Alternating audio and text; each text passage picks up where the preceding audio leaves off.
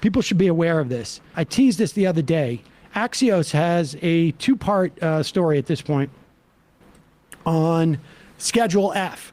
If you recall, as in the waning days of the Trump administration, while Donald Trump was planning his coup, other members of the administration were planning to fire the final salvo in what Steve Bannon called, months after they got into the administration, the attempt to essentially degrade and destroy the administrative state.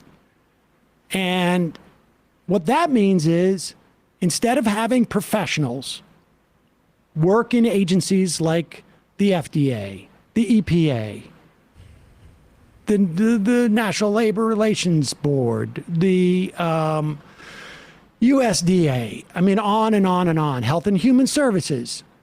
Most of the people who are working there have have been hired through a civil service process where their politics are not at all regarded. Simply their skill set. Are they scientists? Are they accountants? Are they, are they good at field testing? Whatever it is. And they get hired. That constitutes about, I don't know, well, could be about up to 140,000, maybe more people in those agencies. There's about 4,000 who are political appointees who run these agencies. But a lot of times, the people working at the agencies, they come in, if they get somebody who is appointed who is inept or whose job is to just make the agency not function. We're going to try and appoint someone to the Consumer Financial Protection Bureau. We're going to appoint someone to the EPA whose past experience with the EPA has just been suing them not to do their work, essentially. We're going to put somebody at FEMA who was just a buddy of mine from, he knew how to party. He was a frat brother. He knew how to party, so I'll put him in charge of FEMA. And what he's good at is subcontracting, privatization, that type of stuff. Then the employees there, they'll slow walk stuff sometimes. They will do their best to maintain the mission within the parameters that they're given, et cetera, et cetera. Republicans realize this is a problem because they can't fully destroy the administrative state and the regulatory state with civil service people there who have protections from firing. And who are invested in the agency that they work for actually functioning as opposed to, wreckers politically appointed. Exactly. 100%. And so in the waning days of the Trump administration, Trump issued an executive order creating what is known as Schedule F. It was a new categorization for employees in the civil service, not all of them. It would create this new class of federal employees that are accepted from competitive service. It would remove career federal workers in, quote, confidential policy determining, policy making, or policy advocating jobs from what is known as the general schedule into this new classification where there are no civil service protections or virtually none. So they're all at-will employees. And so the idea was we're gonna classify them in such a way that we can fire them when we want. And then when we start our new administration in January of 2020, Trump was going to fire those people and fill them with cronies.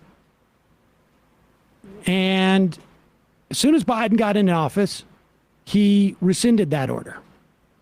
But now the Republicans understand we have figured out the turnkey process in which we do this. You have the blueprint. And understand, this flows one way. So, and what I mean by that is, once you rid these people of civil service protections and you get them out of office, people who have had 5 or 10 or 15 or 20 years experience in these jobs,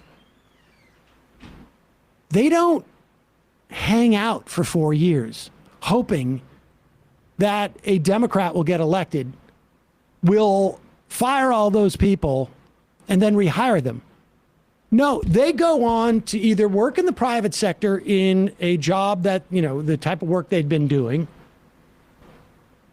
or they find new careers. And also what happens is the people who are in school or in training positions or working in states thinking I'm going to get a job with the federal FDA or the federal EPA or the federal whatever it is, they change their career trajectories as well. And you begin to dry up. It's like if you stop Major League Baseball tomorrow, suddenly a lot of those minor league teams are going to disappear because people are going to be like, I'm in here because I want to play in the majors. Right. And you'll still have people in the minors, but not nearly as many. And so this is not something that can be fixed with just the election of somebody 4 years from now. This would have a decade or more impact. And once it happens once, every Republican president knows they can come in and do it again.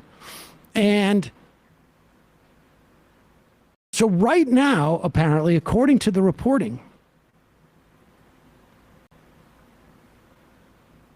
Republican think tanks, probably the Heritage Foundation, probably the Federalists, they probably all have been giving, probably the Heartland Institute, on and on and on, based upon their issue sets, have identified 50,000 current employees to dismiss under the new authority that they will implement once they take office. And they know we don't need Trump to do this.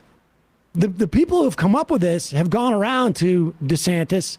They've gone around to all the Republican candidates, potential, and they get nothing but like, yeah, go for it. The quote that they have from there, former Trump administration official, it literally takes 5 minutes to reissue it. There was real value to issuing Schedule F because it turned it into a flip the switch thing for the next administration that wants to do it. That means everything is in place. Right now, the House is attempting to adopt an amendment in the annual defense authorization bill, which of course makes it more of a, more of a must vote than it's already perceived by them, that theoretically will prevent future administrations from reviving Schedule F. It is unclear whether that will make it into the final bill. And, forces are marshaling to fight this legally. But understand one of the things that's coming. And they will figure out a way to do this. Mark my words. And the only hope is if it either gets into this bill, or I would prefer it, get it into the reconciliation bill is better, it seems to me. I don't know if it would cost any money, but we'll see. But people should keep an eye on this Schedule F because this is going to be a big problem in 2 years. Also, they're kind of doing this there's fewer barriers to this, but it's a similar thinking to how MAGA Trump Republicans want to stack the election booths with poll workers that are watching for Democratic ballot fraudulence and stuff like that. They want to deploy their extremists in ways that, there were more barriers for this administrative state Schedule F stuff, but they're trying to do that on the local level with election workers as well. So we have to watch out for that. Just got word that the CHIPS Plus legislation moves forward in the Senate by a vote of 64-32. So that's going to pass. Bernie was the only, I think, Democratic caucus member to oppose it, probably for the reasons that we've discussed, which is that there's no guarantees that once we give this handout money to the semiconductor industry that we get any returns on investment as a country or as a people. I wonder what the guarantees are that they're going to stay. Yes. That they're actually going to build these facilities and stay in the country, but that remains to be seen.